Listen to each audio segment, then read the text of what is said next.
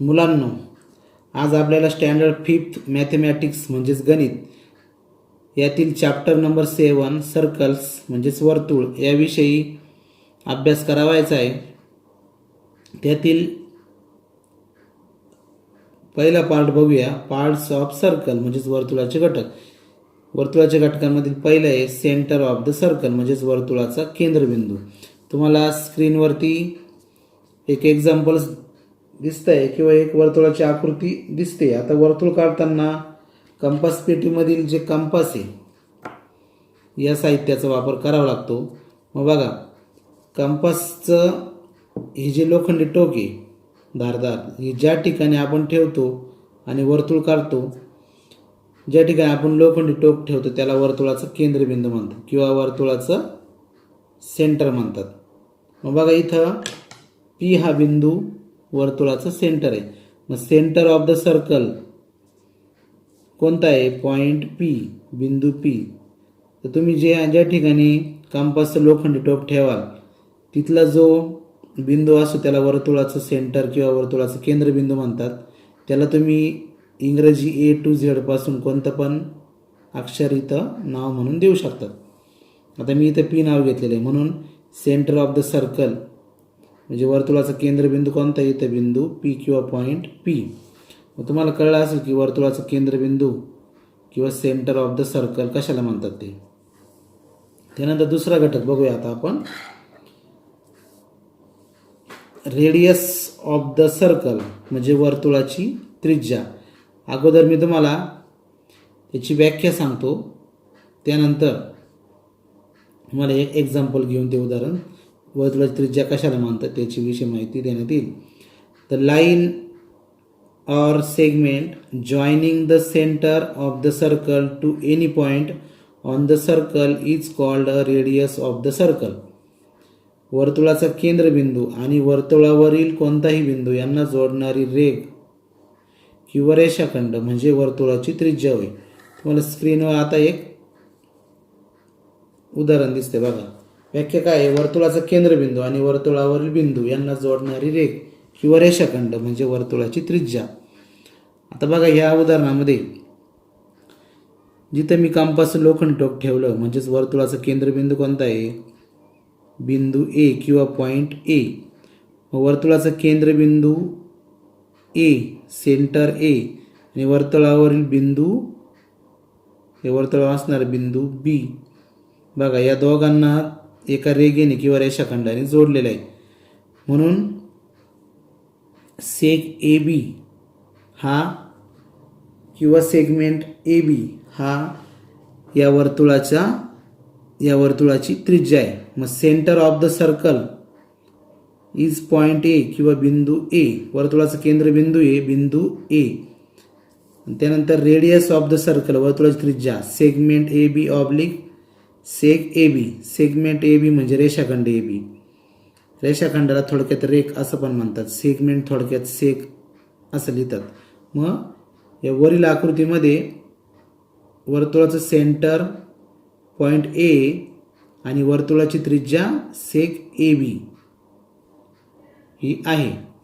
बघा, आता जे वर्तुळ तुम्हाला जे दिसतंय त्याच्यामध्ये इथं एकच त्रिज्या दाखवलेली, केंद्रबिंदू आणि वर्तुळावरील कोणताही बिंदू यांना जोडणारी रेषा. तुम्ही या केंद्रबिंदू ए पासून वर्तुळावरील किती बिंदू घ्या तुम्ही इथे आणि ते जर जोडले तर सर्वांचं माप देखील सारखे. म्हणजेच काय,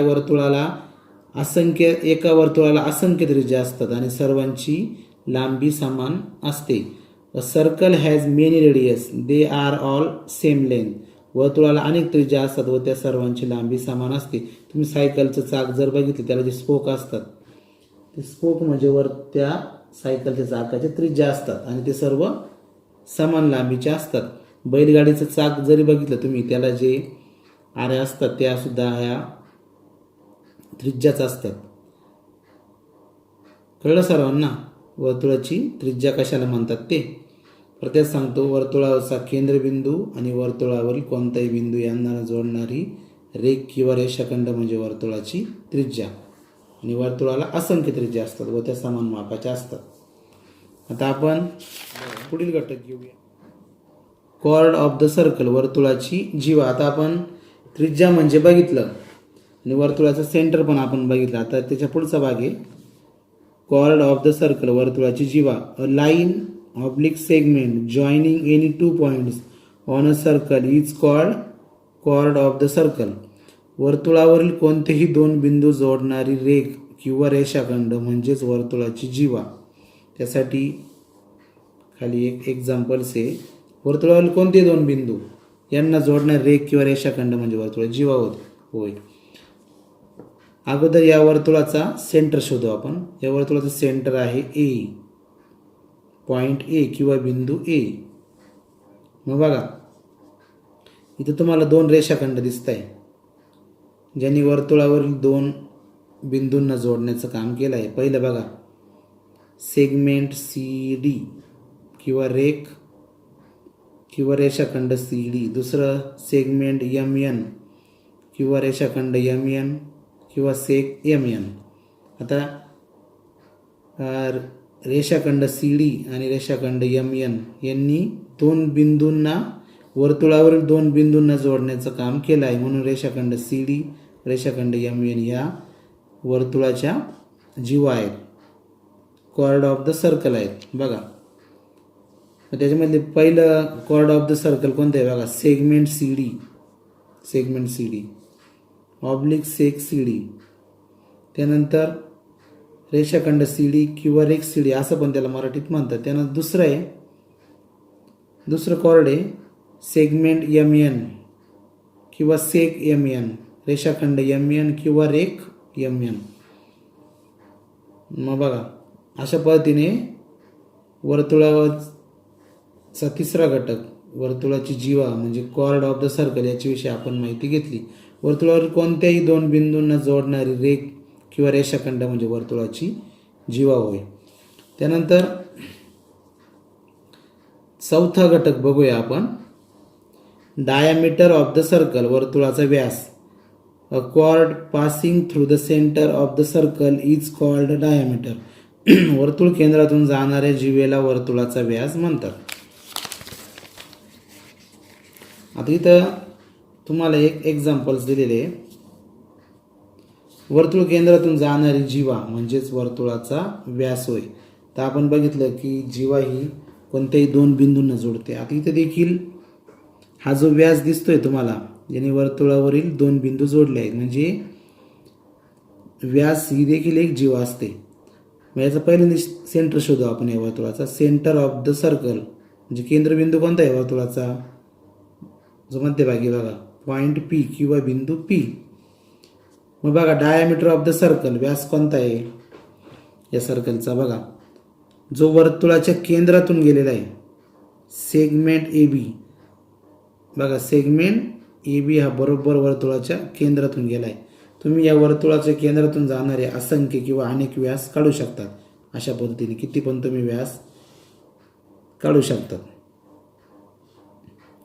तुम्हाला हे जे चार घटक आहे सेंटर, रेडियस, कॉर्ड, डायामीटर याच्याविषयी माहिती समजली असेल. बघा a circle has many chords and diameter. एकाच वर्तुळाला अनेक जीवा व अनेक व्यास असतात. तुम्ही एकाच वर्तुळाला किती पण जीवा आणि व्यास तुम्ही काढू शकतात किंवा असतात. Chord is also a diameter of the circle. जीवा वर्तुळाचा व्यास देखील असते. आता हा जो व्यास दाखवलेला आहे सेगमेंट ए बी हा वर्तुळाची जीवा देखील आहे. जीवाचं माहिती आहे की वर्तुळावर कोणतेही दोन बिंदू जोडतो. इथं वर्तुळावरील बिंदू ए आणि बी यांना पण त्याने जोडण्याचं काम केलं आहे. म्हणून डायामीटर ए बी ही त्या वर्तुळाची कॉर्ड म्हणजे जीवा देखील आहे. मग पुढचं बघा, the longest chord is equal to diameter. वर्तुळाची सर्वात जास्त लांबीची जीवा म्हणजे कोण आहे, व्यास आहे. बघा वर्तुळावर कोणताही दोन बिंदू जोडणारी रेख किंवा रेषाखंड म्हणजे वर्तुळाची जीवा असते.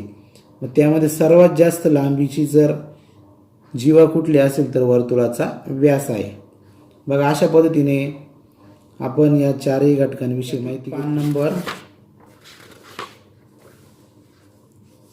41 काढा. हे जे घटक आपण शिकलो याच्यावरती तुम्हाला एक प्रश्न आहे, तो प्रश्न इथं आपण सोडवून घेऊया.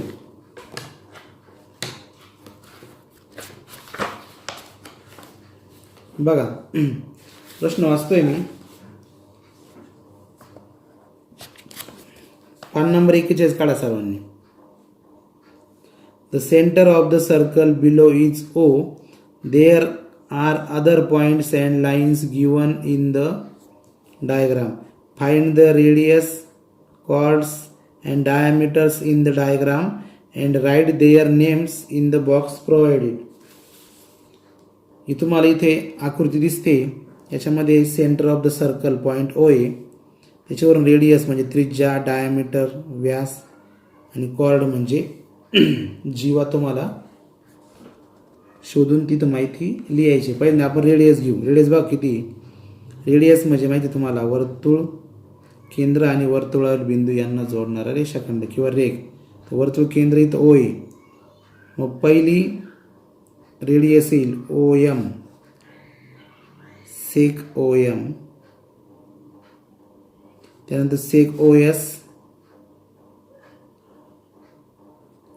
सेक OT, त्यानंतर सेक OP.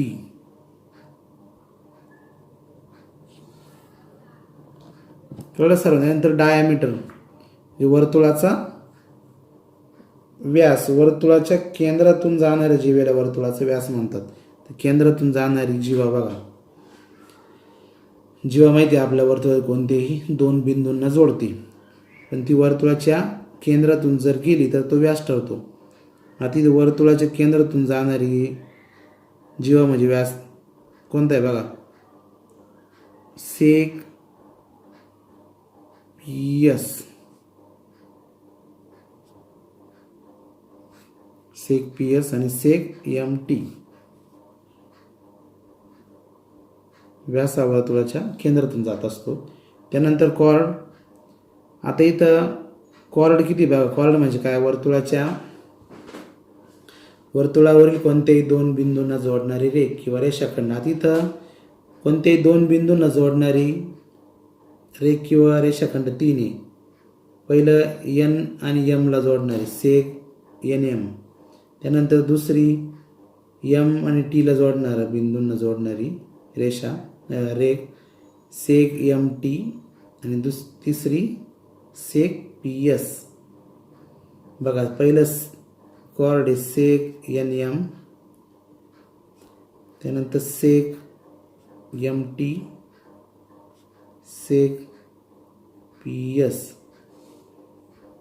मग बघा अशा पद्धतीने अशी उदाहरणं जर तुम्हाला आले तर तुम्हाला त्याच्यामध्ये रेडियस, डायमीटर, चॉर्ट हे शोधता आले पाहिजे. अशा पद्धतीने आज आपण centre of the circle, radius, chord, diameter याच्याविषयी माहिती घेतली. ती माहिती तुम्ही व्यवस्थित वाचा आणि त्याच्यावरचे जास्तीत जास्त अशा आकृत्या आपल्या मनाने आकृत्या काढून बघा वर्तुळाच्या. त्याच्यामध्ये रेडियस, कॉर्ड वगैरे दाखवा, डायमीटर दाखवा आणि ती स्वतः त्यांची नावे लिहिण्याचा प्रयत्न करा.